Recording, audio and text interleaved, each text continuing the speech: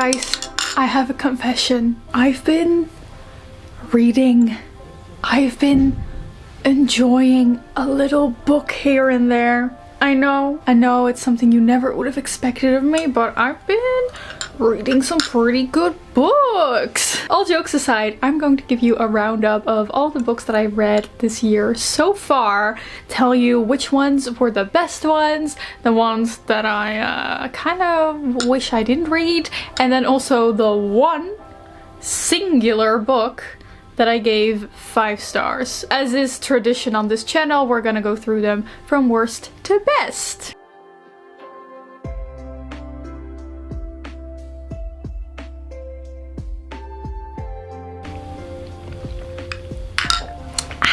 I love sour water.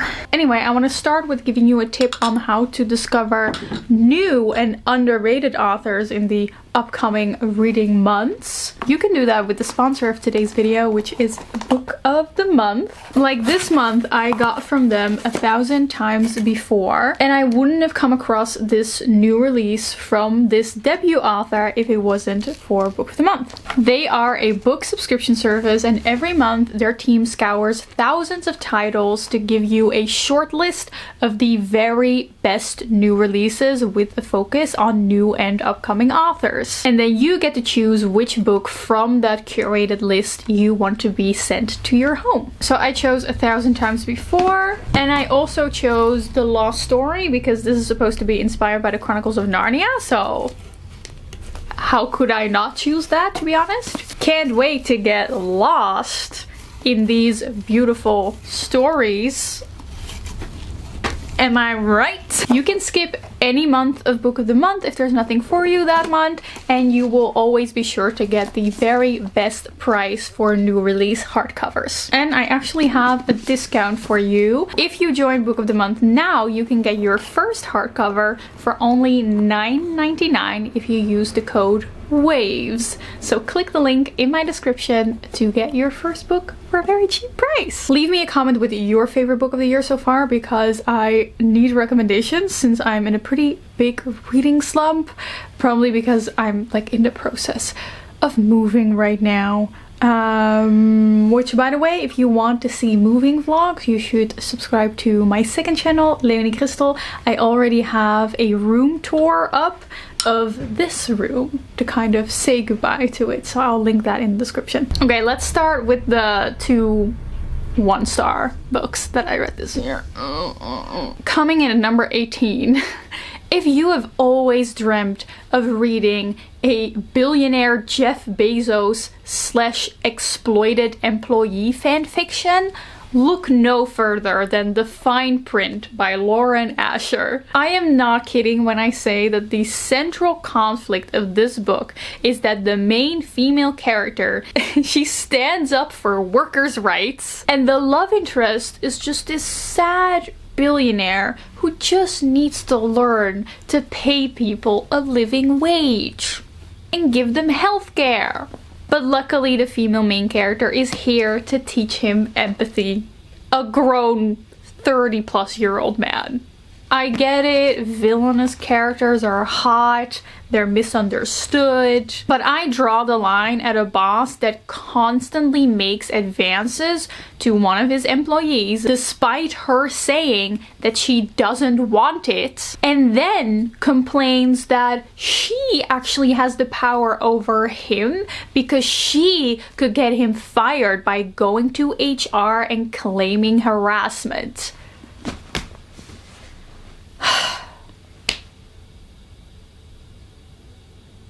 No. On number 17, we have Powerless. This is a romantasy with a fight to the death style tournament. The fact that this book gets compared to The Hunger Games is an absolute insult to Suzanne Collins. This book felt like something straight from the Capitol. A violent spectacle with no introspection, nothing to say, and no depth of characters. Also, I just cannot take a fantasy world seriously when the breadth of the author's imagination is calling the people who have telekinesis powers teles and calling the people who have super strength powers brawnies. How will I cower for a fantasy king with super strength powers when his name makes me believe that he has a collection of My Little Ponies? Also, the romantasy, like romance aspect of this book kind of reminded me of those little fantasies that you make up in your head before you go to bed. We all do that, right? Or am I just saying something really weird right now? Anyway, and I think that for some people that is why they really like this book. But for me, it just means that it kind of put me to sleep. And I feel like I have dreams that are more interesting than the very cliche plot of this book. Those were the books I didn't like. We're immediately hopping up to like 3-4 stars territory here. Number 16, we have Slaying the Vampire Conqueror. Oh, this title. An absolutely abysmal title that makes this sound like a really trashy romance about a girl falling in love with an alpha vampire man. And you would be correct. That is correct for this book. Except it's not that trashy. It has warrior nuns and transportation magic and sisterhood and a whole plot line around the romance. Except I kind of stopped caring about the plot pretty quickly. Like, to be honest, I was kind of here just for the romance, and the plot wasn't really good enough to be interesting. But all around, genuinely fun romantasy book. 15, we have White Nights, a short story about love and unrequited love by Fyodor Dostoevsky. I enjoyed it, but it didn't really bring me anything new. Maybe I'm too sober of a person for this romantic story. Maybe I've just already reached my lifetime supply of writing on unrequited love by being on Pinterest too much as a teenager. On number 14, we have Bride by Ellie Hazelwood. I am aghast that I read this book about your stereotypical super tall alpha man. And with alpha, I don't mean dominant manly man. I mean literally he is the alpha of a werewolf pack. Although I could also see him like mewing all through the story, to be honest, in that kind of alpha way. Anyway, I am aghast that I read a book with a love interest like that. Also with the main character that is a vampire virgin, and there is repeated like werewolf vampire spice all throughout the novel, including knotting.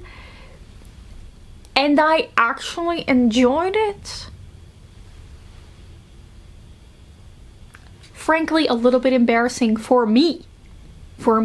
This book is just so purposefully over the top and self-aware that it just made me excuse all the parts that I would normally criticize, and I genuinely had a pretty fun time. Okay, then I have a few like graphic guides. I read one on linguistics and on chaos theory, and I have a few more of these on my shelves right now. This is for everyone who loves to have approximate knowledge on many different things, and also for those of us who find nonfiction a lot less intimidating as long as there's pictures.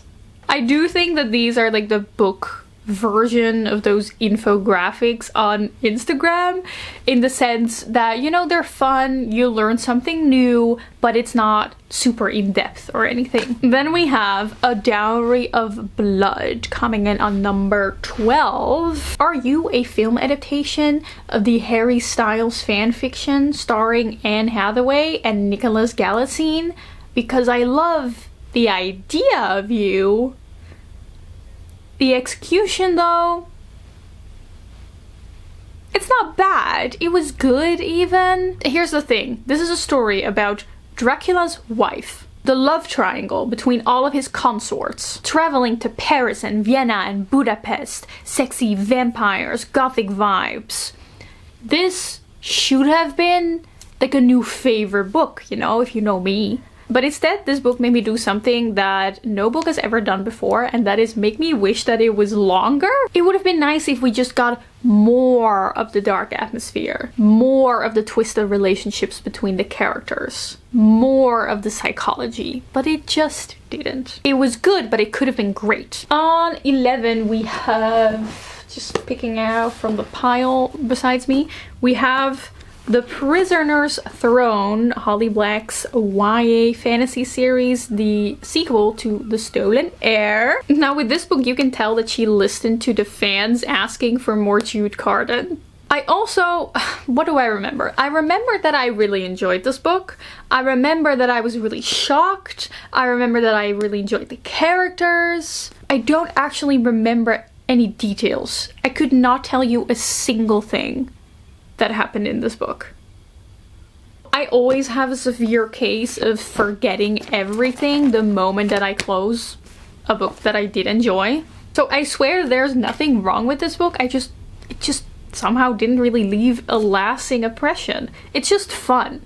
I had a good time. Okay, we've entered top 10. We have The Age of Magical Overthinking by Amanda Montell. This is Amanda Montell's newest book. This time she's not talking about her usual area of expertise, which is linguistics, but she's talking about psychology and cognitive biases in the modern internet age. This one didn't feel as much non-fiction popular science the way her other books felt. It was more like a collection of personal essays that she then relates to some psychological science. It's great for those of us that overthink, that like hearing about culty influencers, and that always tend to compare ourselves to others. Did you know that even Prince was insecure about himself because he wasn't Michael Jackson? That and some more facts, but mostly more personal essays in The Age of Magical Overthinking by Amanda Montell. Next, number 9, we have Weaing Heights, the book that walked so that Twilight could run. And I'm not sure if I should curse or thank Emily Bronte for that. This is the original love triangle about a rebellious, no one understands me main character girly, and her love for, on the one side, a relatively respectable, although kind of boring rich man, and then on the other side, a very dark and brooding, misunderstood Byronic hero with a very sad past. Now, what most of its 21st century copycats get wrong is that Wuthering Heights is actually not a passionate romance. It is a story about abuse. A tragic story about the cyclic repeating of unhealthy relationships and behavior. Gothic, haunting, beautiful, but I do think I like the song adaptation better. Number 8. I'll start by saying that I genuinely didn't really fully understand anything that happened in The Starless Sea by Erin Morgenstern. The entire book I was thinking, okay, soon things will make sense. Soon I will understand what's happening. But when I finished it, my only response was just, huh? You know that feeling when you're reading something and you're realizing that there probably is some kind of deeper meaning or message there, but you're just not grasping it? That's what I had all throughout reading this book, but I'm starting to accept that you're probably not supposed to grasp it, and you just gotta be there for the vibes. And the vibes, well, they were vibing. Stories within stories, flying keys, doors to different dimensions, the moon personified, godlike beehives. Erin Morgenstern's imagination knows no bounds, and I would love to be trapped in her mind. On number 7, we have the new Leigh Bardugo, The Familiar, a standalone historical fantasy described by Leigh Bardugo herself as her most romantic book yet. Well, maybe she should stick to the slow burn that she usually writes instead of cramming a whole love story in only 300 pages, but aside from that, Leigh Bardugo strikes again. We get her usual cocktail of vivid settings and imagery, slumbering magic, dark vibes, and then suddenly just gore and dark scenes that will be burned into your brain forever and you will never be able to let go of ever again. Also, Leigh Bardugo really realized that in Shadow and Bone she kind of wrote the original Shadow Daddy love interest and was like, now almost 10 years later, let me just give that trope another try. And I thank her for that. Number 6, we have Word Slut. I have a newfound interest in linguistics, and we all have Amanda Montell to thank for that. Thank you, Amanda Montel. We all say in unison. Compared to our other two books, I would say this one is the most rooted in linguistic science and research, and it's the least journalistic and personal. So this book is like about sexism in language and how we tend to negatively associate women's speech patterns with like negative traits, you know? But when men do the same, we're likely to not even notice. And these patterns probably serve an under-recognized linguistic purpose for like social cohesion. So personally, I feel like this is a great book, you know? But like, what do I know? Okay, before we move on to the top 5, I also read like a ton of short stories.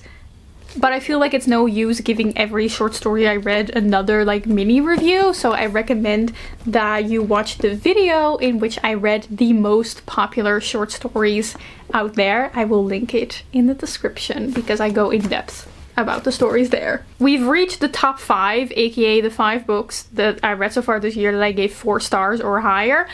You may have noticed that this year has really been the year of like mediocre books. Like I enjoyed all of these books so far, but none of them were like, yeah, you know? But now these 5 books, I gave 4 stars or higher, and only one singular one got 5 stars. So coming in at number 5, we have This Is How You Lose the Time War, an epistolary science fiction romance novel. You should read this if you think most enemies to lovers aren't enemies enough. Like you want them to be like, they want to be at each other's throat, you know? Read this if you love flowery metaphoric language and it doesn't like put you to sleep. Read this if you love your romances to be between like grand immortal beings, like Howl's Moving Castle vibes, Good Omens vibes. Don't read this if you don't like to be confused, because you will be confused, like 100% guarantee. Also, don't read this if you're not like a vibes reader. If you are very prone to calling things purple prose, you also probably wouldn't like this one. I personally have never read anything as romantic as this in my life ever. Number 4, A Psalm for the Wild Build by Becky Chambers. Another sci-fi. Oh my gosh, am I in my sci-fi era? You should read this if you like the idea of cozy sci-fi as opposed to cozy fantasy. If you really like Uncle Iroh and his advice in Avatar: The Last Airbender, and also, you know, the tea that he pours. Read this if you would like to read a futuristic world that is wholesome, about like humans living together, but don't read this if you only prefer to read about robots in like a bleak, negative way, and you want there to be like war and people killing each other and stuff, then this is not the one. Number 3, we have Emily Wilde's Encyclopedia of Fairies. The proof that not every book recommended on TikTok is bad. You should read this if you loved the Spiderwick Chronicles as a child, and if you've always dreamed of making one of those like herbalist diaries where you make little drawings of herbs and medicinal flowers and plants and little fairy wings and make your own little like encyclopedia of it.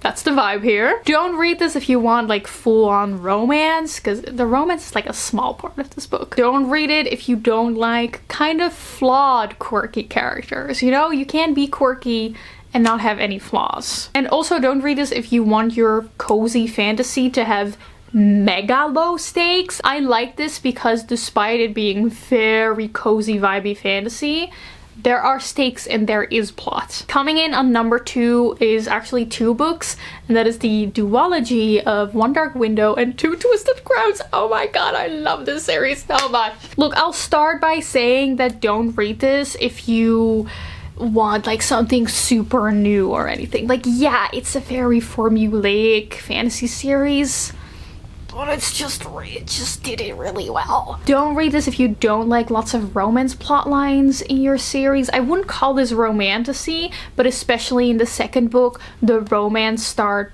being like a very prominent plot line. An amazing plot line, for sure.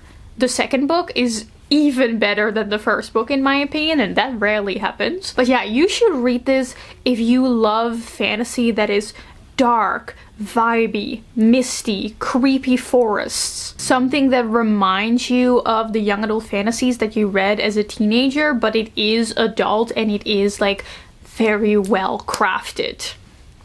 I feel like if you distilled my taste in fantasy books, you would get this series. Okay, and then number 1 on the list, the only book that I gave a full 5 stars so far this year is this one. It's so weird.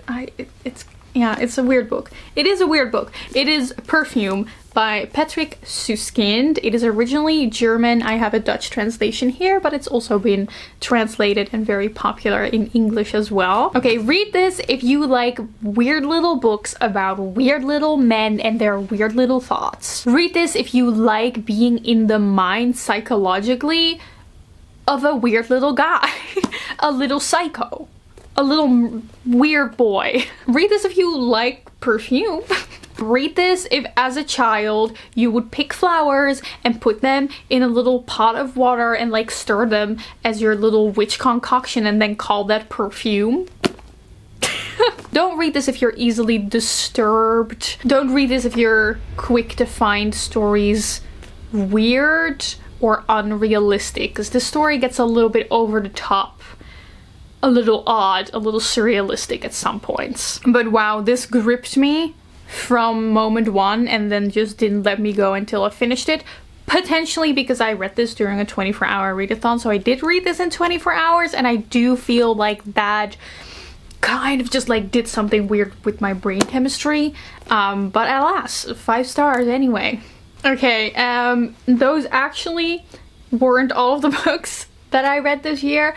I read 3 more books, but they are all like Dutch books, Dutch nonfiction books that I'm pretty sure don't have a translation, so I'll just quickly review them in like 1 sentence each. I read Own Wellness First, a very interesting book about the upswing of individualism and far-right politics, and how alternative wellness culture strays people towards conspiracy theories. Then I read You're Already Enough, a anti-self-help psychology book about making yourself better and your mental health better without being too self-helpy, but as someone who tends to read these books a lot, it didn't really teach me anything new. And then I also read The Woman Who Scammed the World. This is about the scam around OneCoin.